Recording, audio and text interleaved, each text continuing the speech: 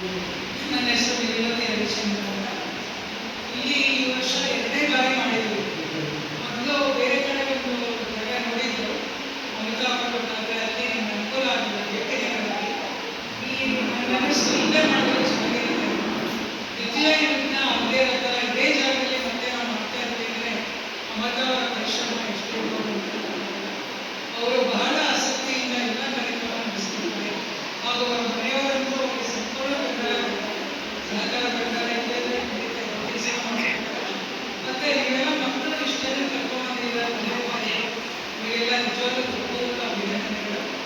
ಮೊದಲು ನಮಗೆ 7 ಜನ ಅಷ್ಟೇ ಮಕ್ಕಳು ಸಿಕ್ಕಿದ್ರು. ಇನ್ನೊಬ್ಬ ಹೆಚ್ಚು ಜನ ಬರಲಿಲ್ಲ ಅಂತ ಇಲ್ಲ 20 ಜನ ಆಗಿದ್ದಾರೆ.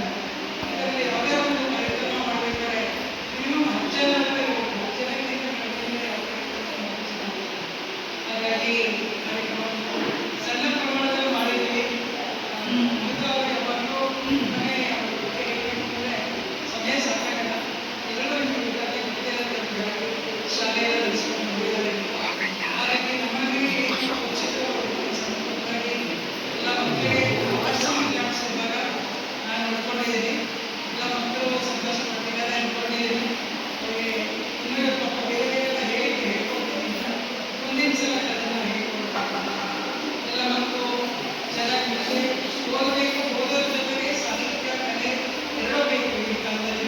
ಓದಿರುವಂತೆ ಹಾಗಾಗಿ ನಾವು ಪೇರೆಂಟ್ಸ್ ಅಂತ ನಾವು ಕೂಡ ಮಕ್ಕಳಿಗೆ ಯಾವ ರೀತಿ ಒಂದು ಪ್ರೋತ್ಸಾಹ ಕೊಡಬೇಕು. ದೇವರಾಮ ಇರ್ಬೋದು, ಒಂದು ಶ್ಲೋಕ ಇರ್ಬೋದು, ಅದೇ ರೀತಿ ಮಕ್ಕಳು ಚಿಕ್ಕ ವಯಸ್ಸಲ್ಲಿ ತಿಳ್ಕೊಂಡ್ರೆ ಅದು ದೊಡ್ಡವರಾಗಿ ಮಾಡ್ತಾ ಇದ್ದಾರೆ. ಈ ದೊಡ್ಡವರಾಗಿ ಕಲಿತೀವಿ ಅಷ್ಟೊಂದು ಮಾಡ್ತಾ ಇರಲ್ಲ. ಬೆಳೆಯೋ ಬೆಳಗ್ಗೆ ಬೆಳೆಯೋ ಬೆಳಗ್ಗೆ ಸಣ್ಣ ವಯಸ್ಸಲ್ಲಿ ಬಹಳ ಸಂತೋಷ ಆಗುತ್ತೆ ಮಕ್ಕಳು ನೋಡಿ. ನಾನು ಆ್ಯಕ್ಚುಲಿ ನಾಳೆ ನಾನು 20 ಕೊಟ್ಟಿದ್ದೇನೆ. ಅಂದರೆ ಈ ಕಾರ್ಯಕ್ರಮ ಮಿಸ್ ಆಗುತ್ತಲ್ಲ ನಮಗೆ ಅಲ್ಲಿ ಸ್ವಲ್ಪ ತೊಂದರೆ ಆಯಿತು. ಅವನಾದ್ರೆ ಟಿಕೆಟ್ ಸಿಗೋದು ಸ್ವಲ್ಪ ಹೇಗೆ ಸಹಾಯಕ್ಕೆ ಮುಂದಿನ ಸಲ ಬರ್ತೀನಿ. ಹಾಗಾಗಿ ರಾತ್ರಿ ನಾನು ಹೋಗಬೇಕು.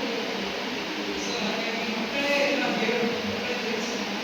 ಸೊ ಎಲ್ಲರ ಜೊತೆ ಚೆನ್ನಾಗಿ ಮುಂದಿನ ಕಾಲ ಖಂಡಿತ ಗೊತ್ತಿಲ್ಲ. ನಾನಿರೋದು ಬಸವೇಶ್ವರದಲ್ಲಿ, ಅದು ನಮಗೆ ದೂರ ಅನಿಸಿಲ್ಲ.